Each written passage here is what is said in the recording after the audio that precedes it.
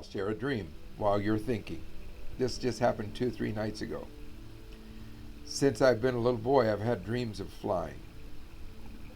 In the beginning, those flying dreams were just kind of secular, human, for joy and pleasure. No connotation or no symbolism to them. They were just fun flying dreams. But in the last maybe 15, 20 years, something like that, my dreams have become overtly spiritual, my flying dreams. So when I fly, almost every time I have a very strong awareness of a spiritual application or understanding that goes along with it.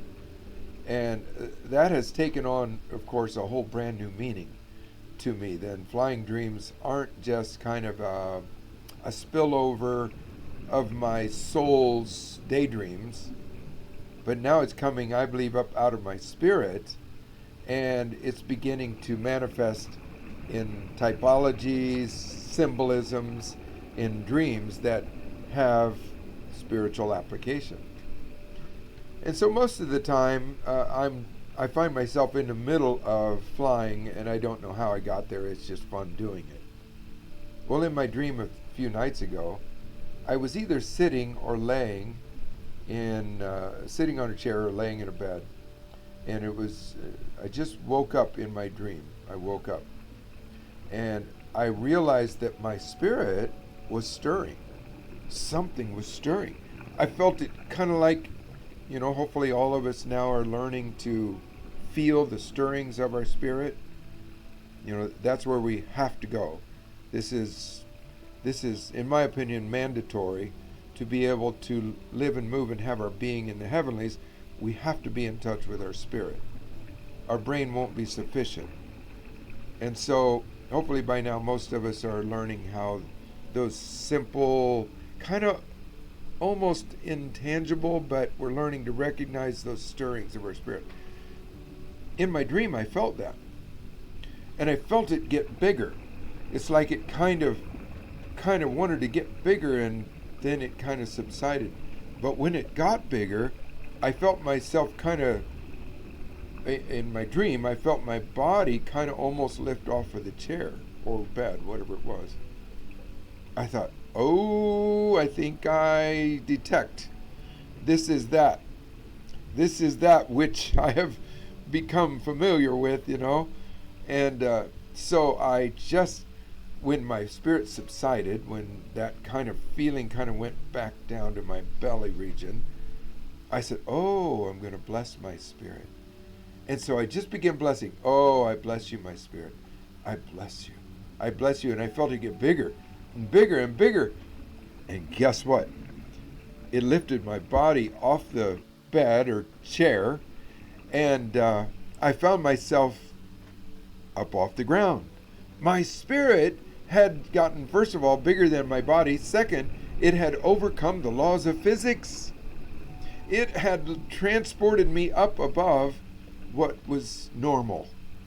And I found myself kind of going around this, it was kind of a room that had a circular path with something in the middle.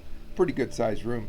I found myself going around this, and I was just hooping and hollering, and it was just the most wonderful, ecstatic time, because although I've flown many times, hardly ever do I get to see the first initiation of the flight.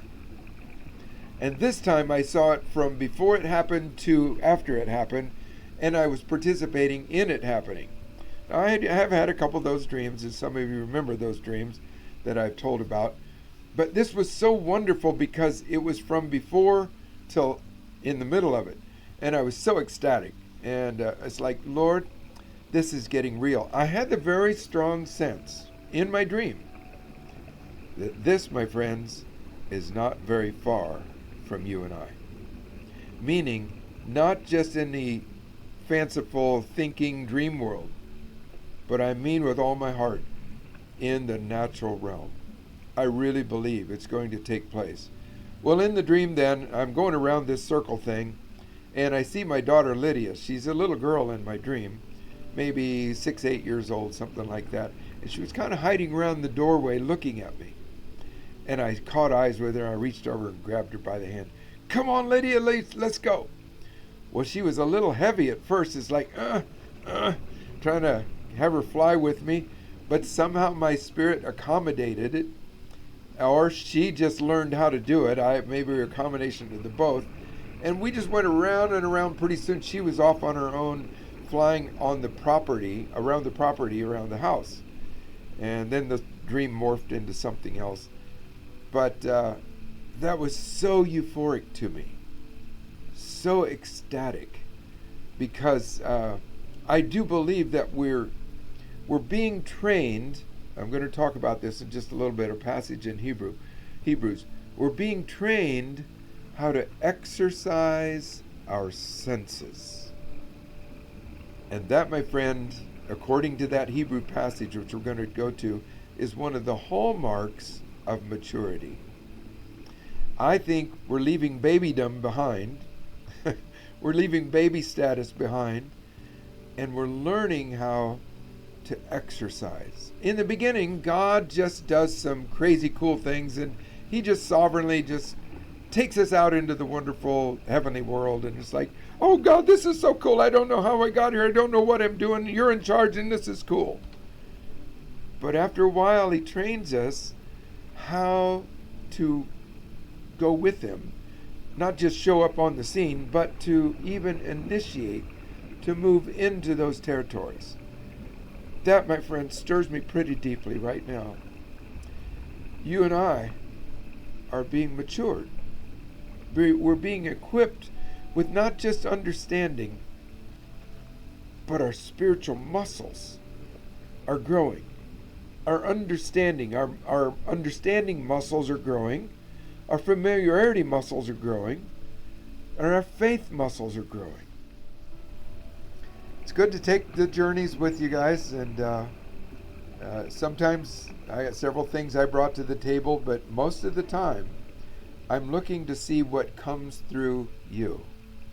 And when I listen to you, I listen for this little tip-off from Holy Spirit. Holy Spirit, is this a turning point? Can we turn aside here? Is there a burning bush over here? We turn aside and give attention to what you just said. And so I appreciate that a whole lot. You make life a lot easier. You know, if I've got to be the only talking person on this, that's kind of a heavy load. So it's a lot of fun when we do it together. Thank you so much. The Lord bless you and keep you, and make his face to continue to shine on you. Oh, here's a great verse. And the path of the righteous ones, right here in front of me, the path of the righteous ones grows brighter and brighter, even under the full noonday sun. That's your path. That's what's ahead of you. That's what you got to look for. It's too late. You've already bought in, and that's what God's already assigned for you. So just take it. Love you all.